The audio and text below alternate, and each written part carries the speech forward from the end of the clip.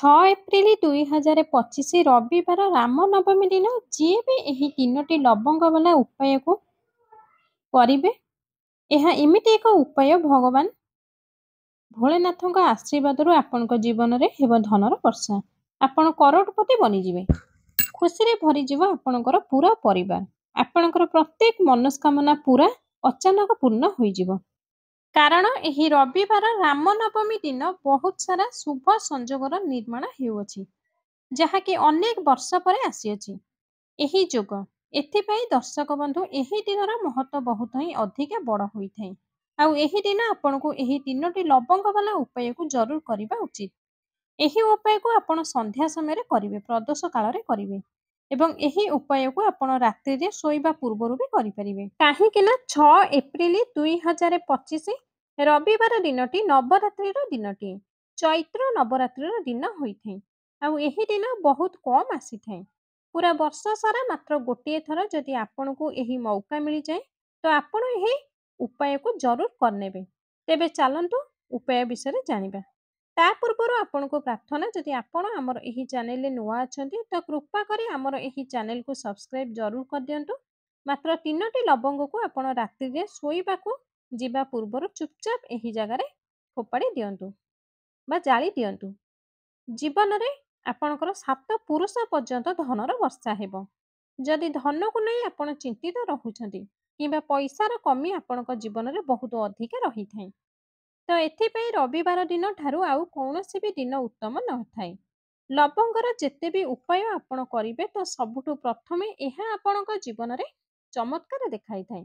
ବହୁତ ଜଲ୍ଦି ଆପଣଙ୍କର ଅଟକିଥିବା କାମ ତାହା ବନିବାକୁ ଲାଗିବ।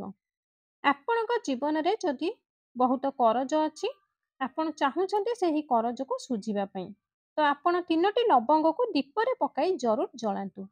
ଆଜିର ଦୁନିଆରେ ପ୍ରତ୍ୟେକ ବ୍ୟକ୍ତି ଚାହାନ୍ତି କି ତାଙ୍କ ପାଖରେ ଅଧିକରୁ ଅଧିକ ପଇସା ହେଉ, ସେ ତାଙ୍କର ସବୁ ସ୍ୱପ୍ନକୁ ପୂରା କରିପାରିବେ। ଘରର ଯେତେ ବି ସଦସ୍ୟ ଅଛନ୍ତି ତାଙ୍କର ଆବଶ୍ୟକତାକୁ ପୂରା କରିପାରିବେ। କିନ୍ତୁ କିଛି ବ୍ୟକ୍ତି ଯାହା ଚାହିଁଥାନ୍ତି ତାହା ହୋଇନଥାଏ। ତ ଦେଖନ୍ତୁ, ଆଜିର ଭିଡ଼ିଓରେ ଯେଉଁ ଉପାୟ ଆମେ ଆପଣଙ୍କୁ ଜଣାଇବୁ, ଏହି ଉପାୟ ଆପଣଙ୍କର ପଇସାକୁ ବହୁତ ସ୍ପିଡିରେ ବଢ଼ାଇବାର କାମ କରିବ। ଆଉ ଭଗବାନ ଗଣେଶ ବି ପ୍ରସନ୍ନ ହୋଇଯିବେ। ତେବେ ଚାଲନ୍ତୁ ସବୁଠୁ ପ୍ରଥମ ଉପାୟଟି ଜାଣିବା, ଯାହାକୁ ଆପଣ ରବିବାର ଦିନ ହିଁ କରିବେ। ଏହି ପ୍ରଥମ ଉପାୟକୁ କରିବା ଦ୍ୱାରା ଏହା ଆପଣଙ୍କର କୁଣ୍ଡଳୀରେ ବୁଧ ବହୁତ ମଜବୁତ ହୋଇଯିବେ।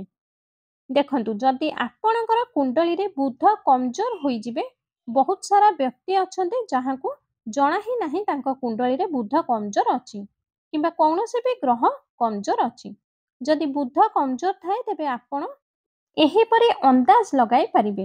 ଆପଣ ଯେଉଁ କାର୍ଯ୍ୟ କରିଥାନ୍ତି, କୌଣସି ବି କାରବାର କରିଥାନ୍ତି, ବିଜନେସ୍ କରିଥାନ୍ତି କିମ୍ବା ଜବ୍ କରିଥାନ୍ତି, ସେ ସବୁ କ୍ଷେତ୍ରରେ ସମସ୍ୟା ପରେ ସମସ୍ୟା ଆସିଥାଏ।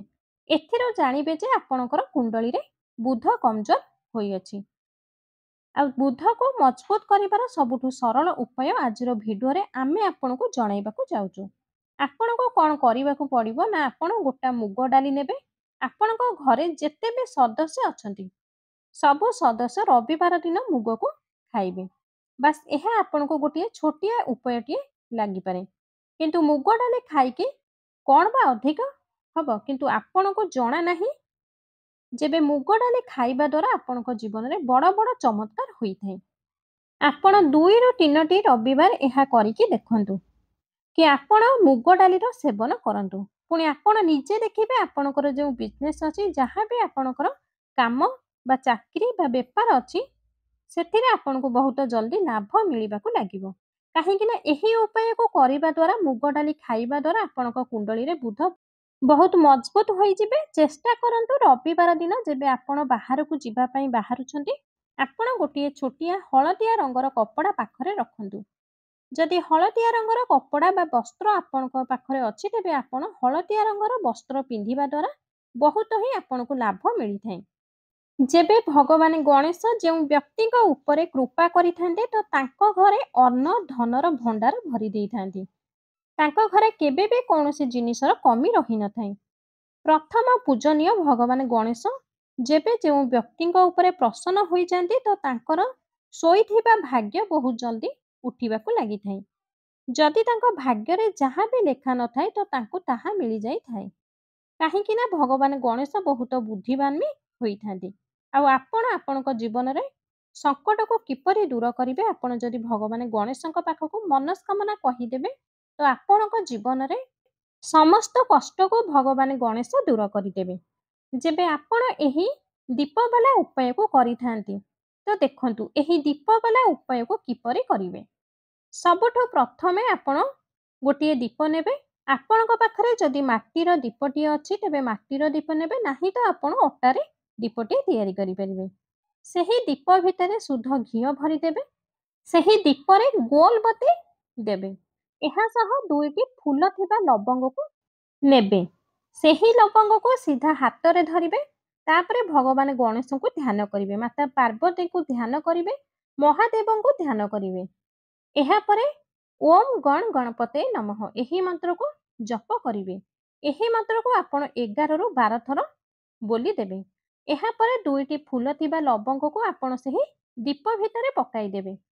ଏବେ ସେହି ଦୀପକୁ ରବିବାର ଦିନ ସନ୍ଧ୍ୟା ସମୟରେ ଆପଣଙ୍କ ପୂଜା ଘରେ ଜଳାଇଦେବେ। ଏହା ସହ ଦୁଇଟି ଦୀପ ଆପଣଙ୍କର ଘରର ମୁଖ୍ୟ ଦ୍ୱାରରେ ବି ଜଳାଇବେ। ଏହାପରେ ଗଣେଶ ଭଗବାନଙ୍କୁ ପ୍ରାର୍ଥନା କରିବେ, ହେ ବିଘ୍ନହର୍ତ୍ତା, ମୋ ଜୀବନରେ ଯେତେ ଧନ ସମ୍ବନ୍ଧିତ ସମସ୍ୟା ଅଛି, ଯାହା ବି ମୋ ଜୀବନରେ ଦୁଃଖ କଷ୍ଟ ଅଛି, ଆପଣ ତାହାକୁ ଦୂର କରିଦିଅନ୍ତୁ। ଆପଣଙ୍କର କୃପା ମୋ ଉପରେ ଯେଉଁ ସଙ୍କଟ ଅଛି ଆପଣ ତାହାକୁ ଦୂର କରି ତୁରନ୍ତ ମୋ ଉପରେ ଆଶୀର୍ବାଦର ବର୍ଷା କରନ୍ତୁ। ଆପଣଙ୍କର କୃପା ମୋ ଉପରେ ଓ ମୋର ପୁରା ପରିବାର ଉପରେ ସदैବ ବନେଇ ରଖନ୍ତୁ। ଏହା କହି ସେହି ଦୀପକୁ ଜଳାଇ ଦେବେ। ଆପଣଙ୍କର ଘରର ପୂଜା ଘରେ ଆଉ ଦୁଇଟି ଦୀପ ଆପଣ ଆପଣଙ୍କର ମୁଖ୍ୟ ଦ୍ୱାରରେ। ଏଥିପାଇଁ ମୁଖ୍ୟ ଦ୍ୱାରରେ ଦୁଇଟି ଦୀପ ଜଳାଇବେ କାରଣ ମୁଖ୍ୟ ଦ୍ୱାରର ସବୁଠୁ ପ୍ରଥମ ନଜର ପଡ଼ିଥାଏ ମାତା ଲକ୍ଷ୍ମୀଙ୍କର। ସନ୍ଧ୍ୟା ସମୟରେ ମାତା ଲକ୍ଷ୍ମୀ ଭ୍ରମଣରେ ବାହାରିଥାନ୍ତି। ଆଉ ଯେଉଁ ଘରରେ ଦୀପ ଜଳା ହୋଇଥାଏ ସେହି ଘରେ ମାତା ଲକ୍ଷ୍ମୀ ପ୍ରବେଶ କରିଥାନ୍ତି। ଏମିତି ଘରେ ମାତା ଲକ୍ଷ୍ମୀ ଆସିଥାନ୍ତି ଓ ମାତା ଲକ୍ଷ୍ମୀଙ୍କୁ ଯେଉଁ ବ୍ୟକ୍ତି ପ୍ରସନ୍ନ କରିଦେଇଥାନ୍ତି ତାଙ୍କ ଘରେ ସୁଖ, ଧନ, ବୈଭବ ସବୁକିଛି ବହୁତ ଆସାନରେ ମିଳିଯାଇଥାଏ। ଆଉ ତାଙ୍କ ଜୀବନରେ ଧନ ଆସିବାର ରାସ୍ତା ସବୁ ନୂଆ ନୂଆ ଖୋଲି ଯାଇଥାଏ। ଯେପରି ଆମେ ଆପଣଙ୍କୁ ଉପାୟ କହିଲୁ ଠିକ୍ ସେହିପରି ଆପଣ ଏହି ଉପାୟକୁ କରନ୍ତୁ ଆଉ ଦେଖିବେ କିପରି ଆପଣଙ୍କ ଜୀବନରେ ଚମତ୍କାର ଘଟିବ। ରାତାରାତି ଆପଣ ଆପଣଙ୍କ ଜୀବନରେ ବହୁତ ବଦଳିବାର ଦେଖିବେ।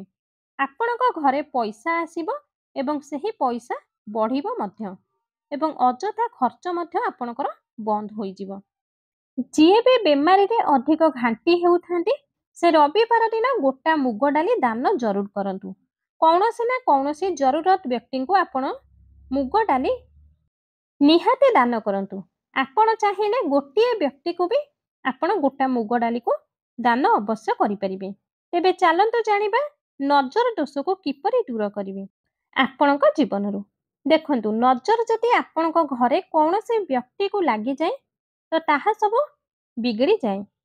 ତ ଭଲ ଭଲ ଘର ବି ବର୍ବାଦ ହୋଇଯାଇଥାଏ ଆଉ କ୍ଷତି ପରେ କ୍ଷତି ଆରମ୍ଭ ହୋଇଥାଏ। ଯେବେ ନଜର ଲାଗିଥାଏ ତ ନଜର କ'ଣ କ୍ଷତି କରିଥାଏ। ସବୁବେଳ ପାଇଁ ନଜର ଦୋଷକୁ ଦୂର କରିବା ପାଇଁ ଉପାୟ କରିଥାନ୍ତି। ତ ନଜର ଦୋଷକୁ ବି ଆପଣ ଲବଙ୍ଗ ଦ୍ୱାରା ଦୂର କରିପାରିବେ। ଆପଣଙ୍କୁ କ'ଣ କରିବାକୁ ପଡ଼ିବ ନା ଆପଣ 4ଟି ଫୁଲ ଥିବା ଲବଙ୍ଗ ନେବେ, କର୍ପୂରର ଛୋଟିଆ ଛୋଟିଆ ଖଣ୍ଡ ନେବେ।